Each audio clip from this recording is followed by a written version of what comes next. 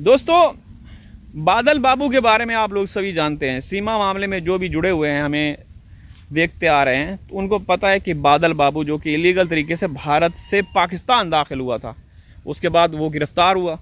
गिरफ़्तार होने के बाद जो पाकिस्तान का संविधान है, पाकिस्तान का कानून है, उसके अकॉर्डिंग उसको सज़ा हुई और वो अब जेल की सलाखों के पीछे है। उनके वकील ने उनके जो माँ बाप है उनसे बातचीत भी करवाई, लेकिन सीमा भी बादल बाबू की तरह ही, मैं तो ये कहूँगा कि बादल बाबू सीमा की तरह, सीमा को देखते हुए वो पाकिस्तान में दाखिल हुए, क्योंकि वो सीमा को देखता होगा। तो सीमा भाई मज़े कर रही है, हिंदुस्तान के कानून का मजाक बना रही है, हिंदुस्तान के संविधान का मजाक बना रही है, कानून का उल्लंघन कर रही है, अपराध पे अपराध कर रही है। कोई पूछने वाला नहीं है। इदारे एजेंसियां बिल्कुल खामोश तमाशाई बने हुए हैं। कोई मतलब अब तक कोई खबर हमारे पास, ऐसी खबर सामने नहीं आई कि सीमा के घर में कोई छापा मारी हुई हो, सीमा को गिरफ्तार किया। हाँ, खबर आती है, अड़ोस पड़ोस वाले ये बताते हैं कि कोई सूटेड बूटेड लोग आए, मंत्रियों के लिबास में, कुछ ऐसे बड़ी बड़ी पर्सनैलिटीज़ बड़ी बड़ी गाड़ियों के साथ आए, सीमा को साथ लेके गए। वहाँ पे पता नहीं कोई फार्म हाउस पे लेकर जाते हैं, कभी कोई कहीं, बस ये खबर आती है। लेकिन पुलिस का कभी नहीं सुना, पुलिस के बारे में कभी नहीं सुना कि पुलिस कभी आई हो वहाँ पे।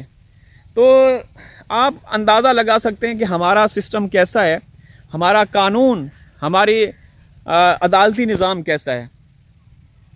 समझ आ गए ना। बादल बाबू को आप लोग एक मिसाल के तौर पर देखें, लेकिन सीमा मामले में तो अब तक कुछ भी नहीं हुआ।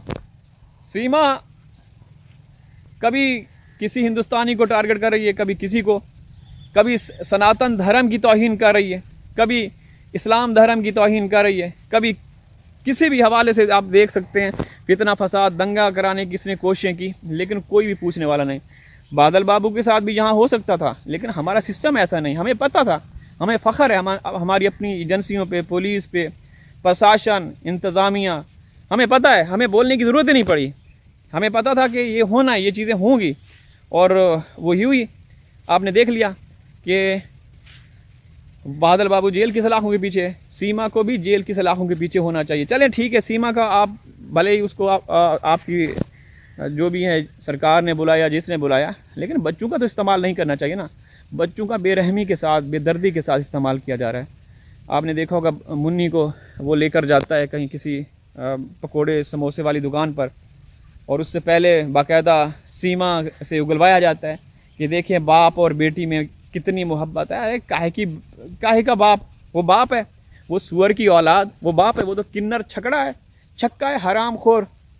ये जो 18 मार्च का जो बच्चा है वो दिखाता रहता है, वो इसी का बच्चा है, इसी का बच्चा है। ये कहीं से लेकर आया है। बाप और बेटी में प्यार है, बाप और बेटी में प्यार है। ये जानबूझ के गुलाम हैदर भाई के जख्मों पे नमक छिड़कते हैं ताकि उस बंदे को तकलीफ हो, वो तड़पे।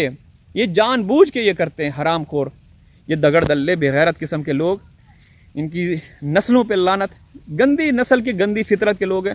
पूरे का पूरा इनका जो टब्बर है ना, ये चोरों का है। हमारे बच्चे इन चोरों के पास हैं, इन मकारों अयारों के पास हैं, गंदी नस्ल के लोगों के पास हैं। तो इनको शर्म से डूब मरना चाहिए। हमारे मासूम बच्चों का बेरहमी के साथ इस्तेमाल करें, और बच्चों की ज़िंदगियां खतरे में हैं। ये जो पहलगाम का वो हुआ था, उसके बाद वहाँ के लोग कहते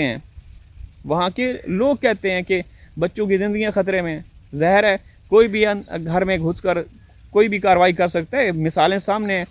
एक बंदा गुजरात से आया जिसने सीमा पे हमला किया, एक बंदा वहाँ रबुपुरा से आया, राजस्थान से आया, तो सीमा के पीछे तो लगे हुए हैं। ठीक है, मासूम बच्चों के साथ भी तो कुछ भी हो सकता है ना। जो सीमा खुद कहती है कि मैं अपने लप्पू को बाहर इसलिए नहीं भेजती कि दुश्मनी बहुत है, दुश्मन बहुत है, कुछ भी हो सकता है। काम अच्छे किए होते ना तो ये ख़तरा, ये डर ना होता। तुम्हारे काम ही ऐसे है ना, इनको पता है कि हमारा जो इनका एंड है ना, हिंदुस्तानी ही करेंगे।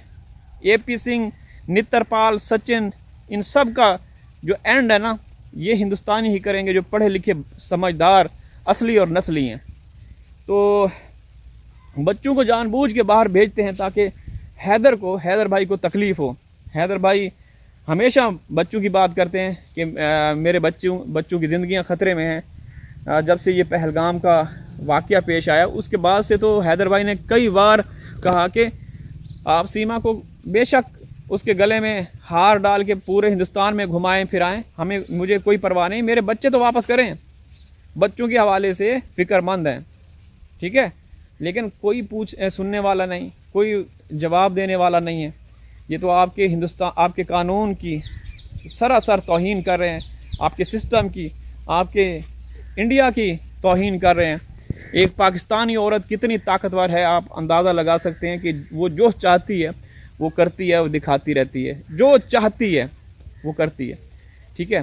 तो अगर इसको सज़ा मिलती तो ये चीज़ें ना होती, ये होती रहेंगी। जब तक सीमा को सज़ा नहीं दी जाएगी ये चीज़ें होती रहेंगी। और आप लोग आगे चल के देखना, इनके ड्रामे देखना, ये आगे तेज़ी के साथ बढ़ रहे हैं और जो ड्रामे कर रहे हैं ना, आगे इनके ड्रामे देखिएगा।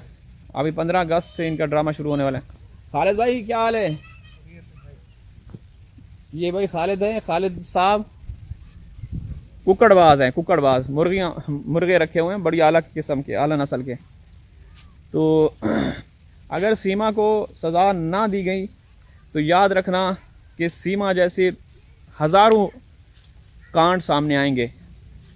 जो भी हिंदुस्तान में दाखिल होगा वो ये कहेगा कि सीमा हिंदुस्तान दाखिल हुई है, उसको आप लोगों ने कुछ नहीं बोला, उसको तो ये कर दिया, वो कर दिया, घर बना के दिया, एसी लगवा के दिया। कम से कम हमें तो भारत में रहने की इजाज़त दें, भले हमें एसी कूलर घर बना के ना दें, हमें रहने की इजाज़त दें।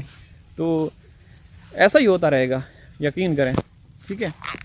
तो हम ये चाहते हैं दोस्तों कि भले आप लोग या आपकी सरकार सीमा को वहाँ रखे, हमें कोई वो नहीं है। मैं आ रहा हूँ।